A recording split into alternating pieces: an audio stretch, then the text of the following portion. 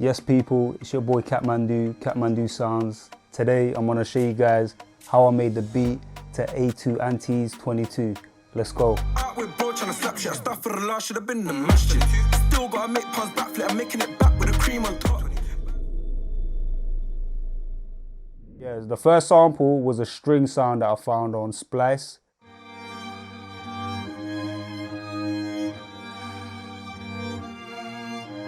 So what I did was I just played the first two beats of that sound and just repeated it. What is this? Literally. After that, I worked on the drums, you know, the usual drums. If you know my sound, you know.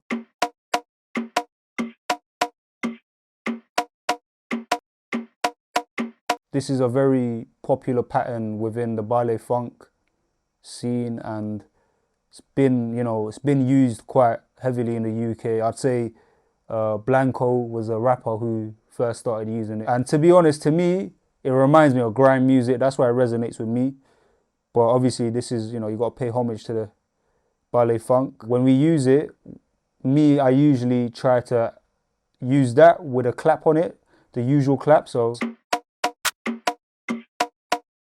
I put that into a mixer, all of the sounds into a mixer, and I actually pitched it up by 2. The reason why I done that was just to like give it some inconsistency within the transients. Sometimes you don't want that, but you know, I thought let me just, you know what I mean, spice it up a little. Can't forget the 808s.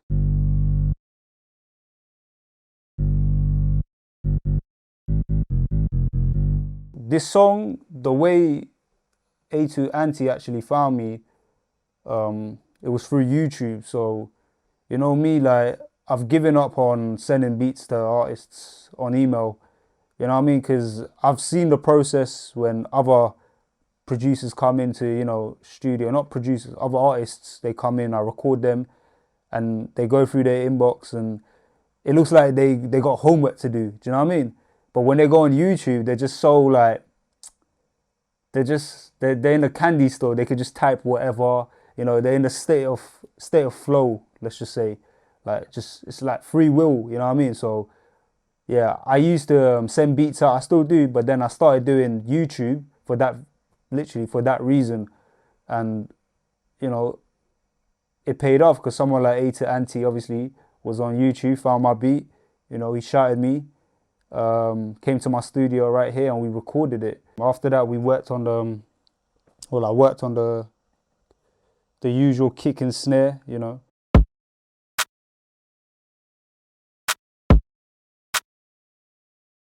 And then the hi-hats, obviously. The ghosty hi-hat. The final percussion that I used, or snare sound, was this one. There's 2 more sounds, which is a piano. This just comes in the chorus.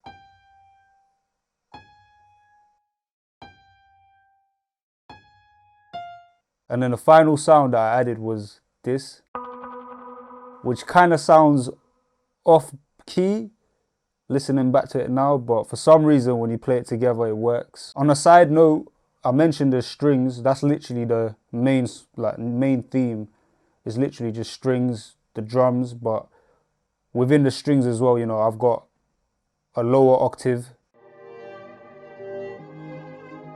I play that just to, you know, beef it up, you know what I mean? You don't want just the high ends, you know what I mean? And then second half of the hook, I add another string which is on a higher octave. Another thing that I do, you know, for effects, rather than having different sounds, I just use one sound that has all my effects in, like all the risers, all the impacts and the gunshots.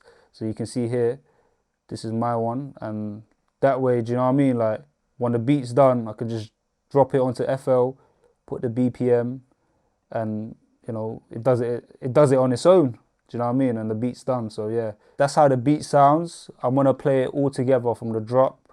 Let's go.